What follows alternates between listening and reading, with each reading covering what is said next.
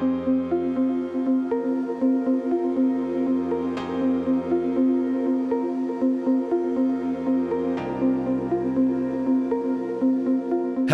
and a warm welcome to the Hella Academy. In this video, we would like to give you an insight into the SSL HD Matrix LED lamp. In other words, light on the road is going digital.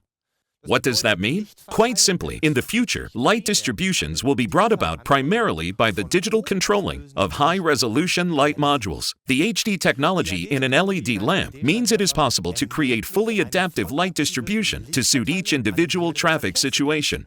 The good news is that the new LED lamp is able to project light onto the road with more than 32,000 pixels. This, in turn, allows the light pattern to be adapted intelligently, continuously, and in real time to suit various driving situations. And now, let's see what that looks like with a real lamp. What does this actually look like in detail? Well, it means that we have installed 4 light modules here on top of a lamp holder. 2 SSL HD modules for the low beam and high beam light functions are located in the lower section. Here, in the upper area, we have 2 bi-LED function modules for the light functions, lighting the road directly in front of the vehicle, and auxiliary high beam. There are also 4 narrow daytime running light strips above each module. On the back of this lamp, we have 1 control unit for each for the light and function modules, and, of course, also for the SSL HD modules. And now, let's take a closer look at what such a model looks like in detail. How are these light modules actually structured? Here, you can see that we have removed a bi-LED function module from the lamp holder. The 2 bi-LED function modules are identical in design. We have 3 powerful LEDs each per function on the circuit board, 3 at the bottom and 3 here at the top. Then there are special lens optics for the light distribution, and finally, of course, the lens. Now we come to the HD module. Here we have the heatsink.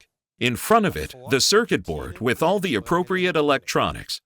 Each of these HD modules contains an identical chip equipped with more than 16,000 micro-LEDs, a chip which generates a high-resolution luminous flux on a surface area of just 12.8 by 3.2 millimeters. Every micro-LED can be activated via the system control, and its brightness can be adjusted over more than 1,000 levels. Each HD module is equipped with a specially adapted lens, having specifically ground optical glass. This leads to the creation of different illumination angles. Here on the lamp holder, we can see the difference between the lenses. The outer module with a wide-angle lens and the inner module with a telephoto lens. The light distribution is as follows. The 2 function modules see to the illumination directly in front of the vehicle and to the auxiliary high beam. The individually switchable and dimmable light is projected via specially ground and polished lenses. The 2 HD modules are responsible for the low beam and high beam light functions. The outer module with the wide-angle lens covers an angle of 40 degrees in width and 10 degrees in height. The inner module with the telephoto lens covers an angle of 20 degrees in width and 5 degrees in height. As the light distribution of both HD modules overlaps, wide illumination with indeed high intensity is achieved in the central area. With over 32,000 pixels individually controllable in every lamp, the HD modules generate a high-resolution kind of light that, thanks to this kind of light distribution, is projected only where it is needed. This means that all light functions for each lamp are divided amongst 4 modules, and, when combined, they provide powerful illumination. And now we can take a look at a few of these light functions in the workshop. Let's head over there. So now we've moved into the hall for a moment to simply show what the light looks like when we project it onto a screen. For that, we need to observe the projection of the lamps. Let's briefly switch on the vehicle's ignition. And here we can already see that all 4 modules have been switched on simultaneously in order to project the light onto the road. You can clearly see the striking cutoff line with its asymmetry when the low beam is on. Now we'll switch to the high beam.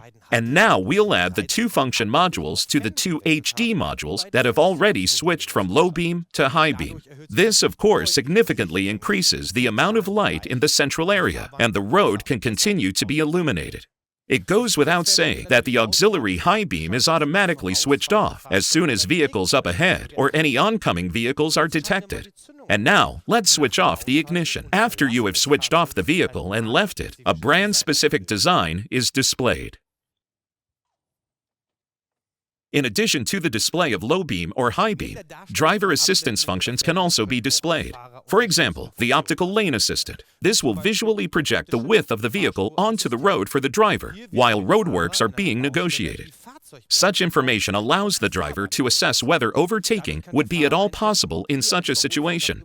Road safety is, of course, significantly improved, as both speed and also any correction to steering are then minimized. And what else could also be possible now? So as to illustrate more options, let's switch to our functional model.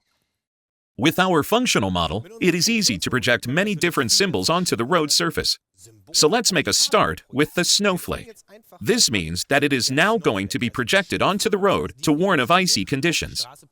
Now we'll carry on with the collision warning sign. Its purpose, if the distance to the next vehicle in front of me while I'm driving is not enough, my vehicle will of course also indicate this danger to me. We have the classic warning symbol, the triangle with an exclamation mark. Let's go on with the wrong way warning, i.e., when we take the wrong lane. Of course, lane keep assist is also a must. This means that two arrows are displayed here, one on the left and one on the right, should we ever leave the left or right lane by mistake. Construction sign, warning of roadworks, which is symbolized by an excavator. And then, of course, we have our Super Forvia logo here, which we can also project onto our screen, which goes to show that there are now almost no limits here to what we can do. So we are definitely looking forward to what technology still has in store for us. So where do the lamps get the information they need for the light distribution that we have just seen? Well, it's quite obvious. Communication is achieved by networking the lamp control units with the control unit of the vehicle electrical system, and also with the control units of the individual driver assistance systems. For example, navigation or camera systems that are installed in the vehicle. At the same time, this also happens. The functioning of the LED lamp is being monitored by higher-level control units. System-relevant information can, of course, be read out by means of a suitable diagnostic service. So I hope you have enjoyed this video. Many thanks for your interest, and I'll see you next time round at the Hella Academy.